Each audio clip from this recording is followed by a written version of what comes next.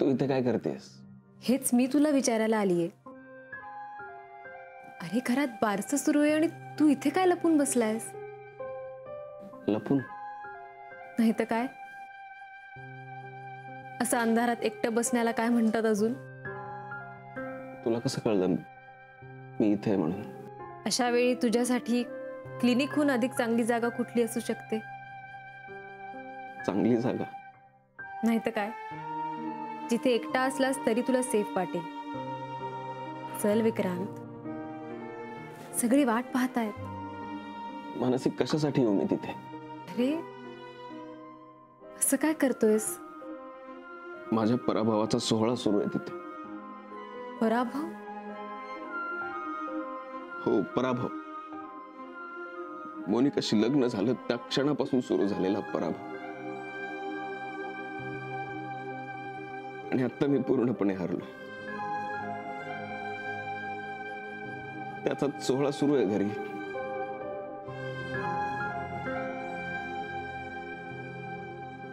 काय पाहतेस मानसी? माणुसकी म्हणून ज्या बाळाची जबाबदारी घेतली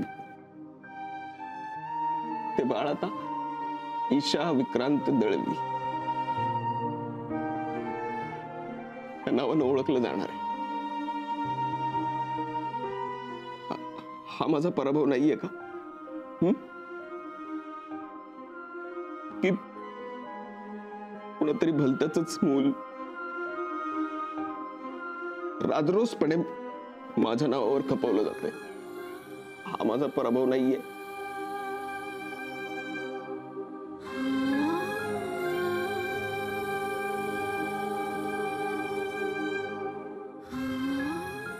मोनिका त्या बाळाचा ढाल म्हणून उपयोग करते आणि माझ्यावर सतत वार करत असते. तो माझा पराभव नाहीये का?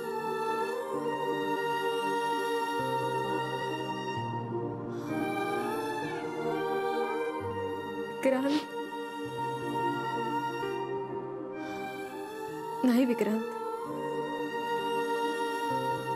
हा तुझा पराभव नाहीये. जे बाळ अनाथ आश्रमाच्या पायरीवर सोडून दिलं जाऊ शकत होतं त्याला तू आपल्या कुटुंबाची माया दिलीस. हा तुझा पराभव कसा? अरे जे बाळ आयुष्यभर अनाथ म्हणून तडफडत राहिलं असतं त्याला तू आपलं नाव दिलंस. हा तुझा पराभव कसा विक्रांत? हा तर तुझा विजय आहे. आणि घरात तुझ्या विजयाचा सोहळा चालू आहे. चल विक्रांत, त्या बाळासाठी तरी चल.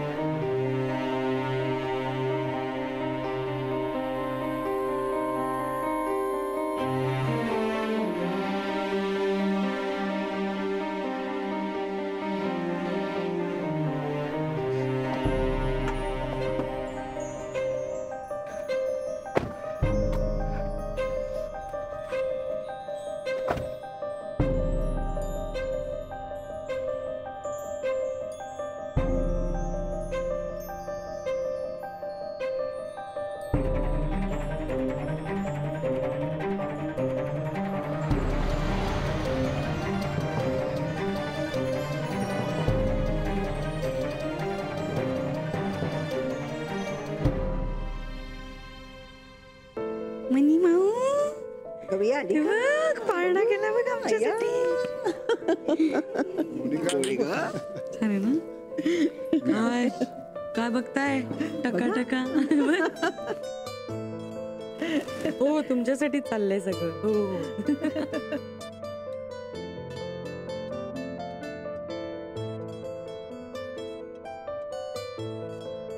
अजून किती वेळ लागणार ग? कधी संपणार हे? मला चेंबूरला जायचंय. अरे सर कुठे गेले पण? इथे मला केवढी भूक लागली माहितीये. पण सर आपल्या आधी निघालेले ना, मग राहिले कुठे? मला नाही माहिती कुठे ते. काय अपॉइंटमेंट वगैरे बोलले होते का? नाही, काहीच नाही. मालती, काहीतरी खायला मिळालं तर बघ, माझी गोळी घ्यायची वेळ झाली. गो बाई, थोडीशी कळसोसा ना.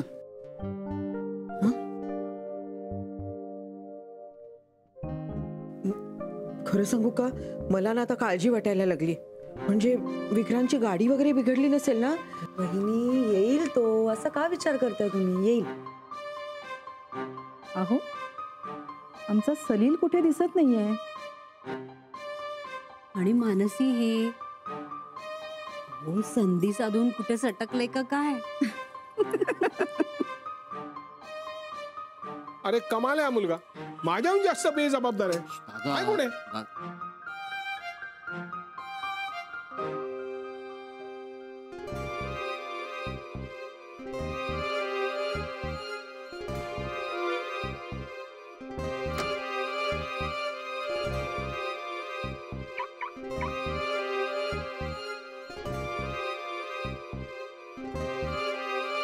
आला आला माई, विक्रांत आला. आपण सगळे वाट बघतोय, पण काय झालंय, बाळाच्या बाबांना इमर्जन्सी आली आहे. डॉक्टर आहेत ना ते, तर ती येत आहेत. थोड्याच वेळात कार्यक्रम सुरू होईल. हा, या, काळजी करू नका. या. आला.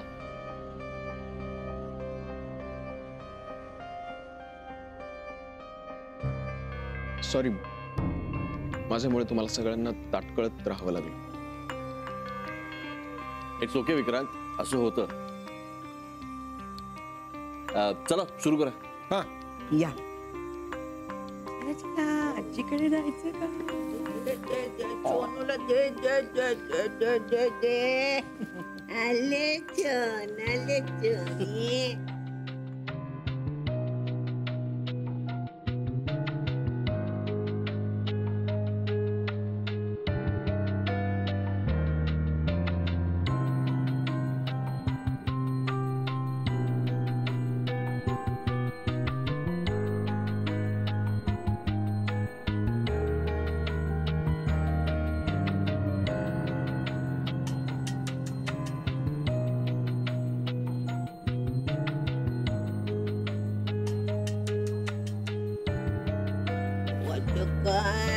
आता आमचे नाव ठेवायचे आहे. आलू आलू बाई.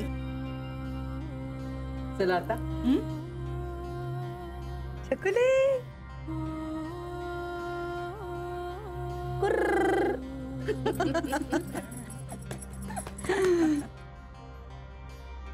काय नाव ठेवलंस? ईशा.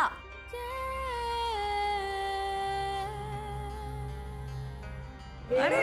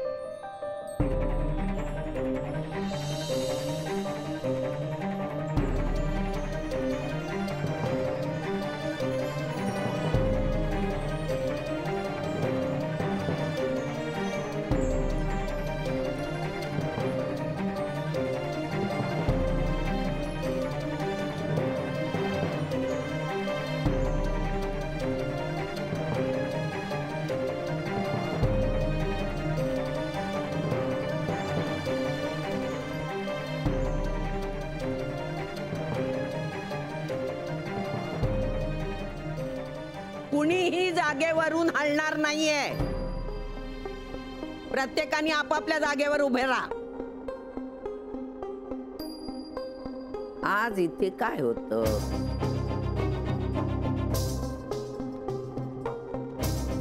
आजी ते चाचरू नकोस. मला सांग, आज इथे काय होतं? बारसं. कुणाचं बारसं होतं? बोला डॉक्टर विक्रांत, कोणाचं बारसं होतं? अरे तुझ्या मुलीचं बारसं होतं ना?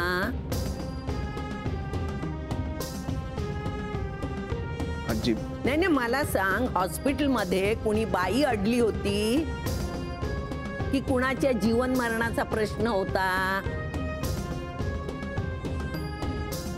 मग घरात पाहुणे आलेले असताना त्यांना 1.5 तास 2 तास इथे थांबून तू तिथे काय करत होतास? विक्रांत, मी तुला काय विचारते?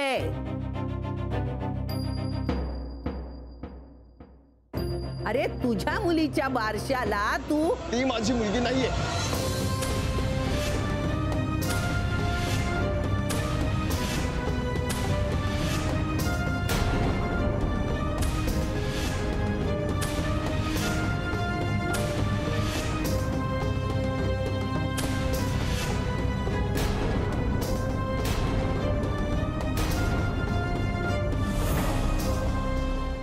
काय म्हणालास तू?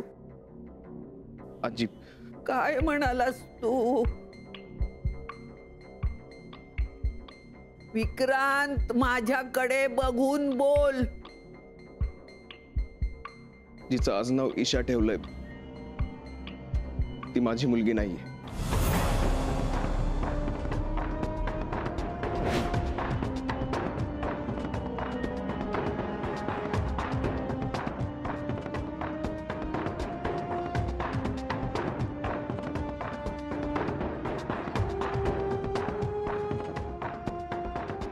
तू काय बोलतो? तुला कळतंय? आजी मी पुन्हा सांगतो, ईशा माझी मुलगी नाहीये.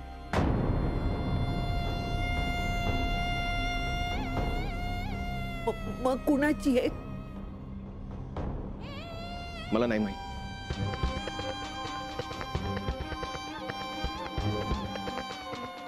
लग्नापूर्वी तुम्ही दोघं एकत्र भेटलात.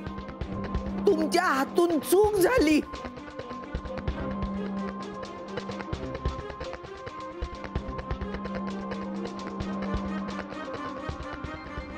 हे या मोनिकाने सांगितलं.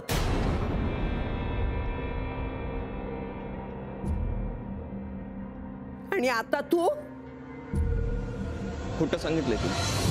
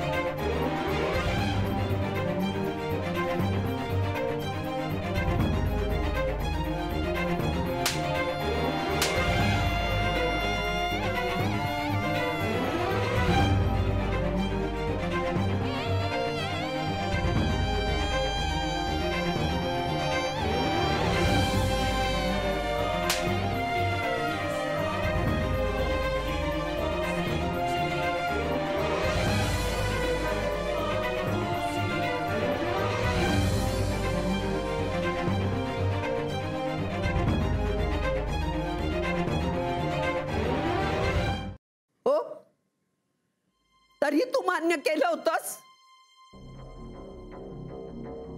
मान्य केलं होतंस की नाही? कशासाठी? तुझ्यासाठी, या तिच्या आजी आजोबांसाठी.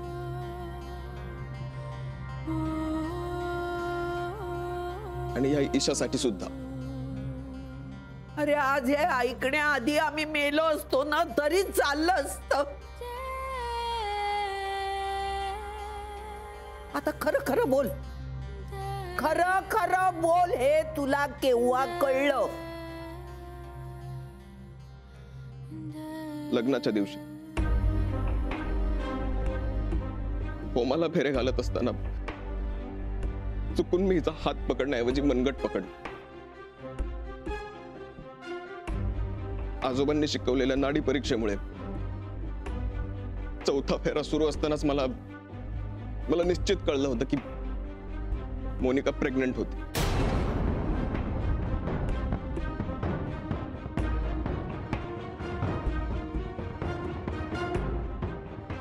आजी प्लीज, आता मला सगळं सांगू दे. आपल्या घरात खोटं बोलणं हे महापाप समजलं जातं. असं असूनही मी गप्प राहिलो. मी खोटं बोललो, खोटं वागलो. त्यासाठी तुला हवी ती शिक्षा मला कर. पण मी असं का वागलोय हे एकदा ऐकून घे.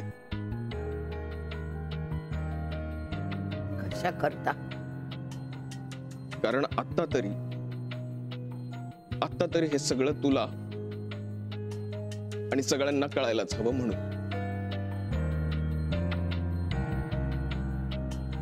आणि मी जे काही वागलोय हा तुम्हा सगळ्यांच्या संस्काराचाच एक भाग आहे म्हणून.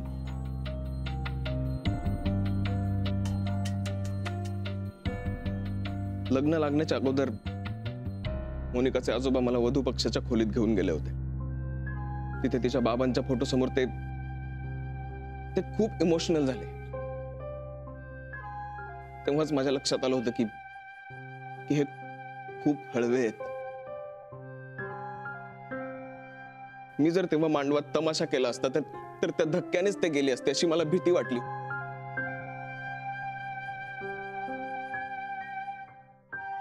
आणि बदनामी त्यांच्याच नाही आपल्याही कुटुंबाची झाली असती. म्हणून मी गप्प बसलो. मला जर हे तेव्हा कळलंच नसतं आणि आम्ही हनीमूनला गेलो असतो तर मोनिकाचं हे पाप पचलं असतं. पण मला ज्या क्षणी कळलं की मोनिका प्रेग्नंट आहे त्या क्षणापासून आजपर्यंत मी तिला तसा स्पर्श कधीच केलेला नाही.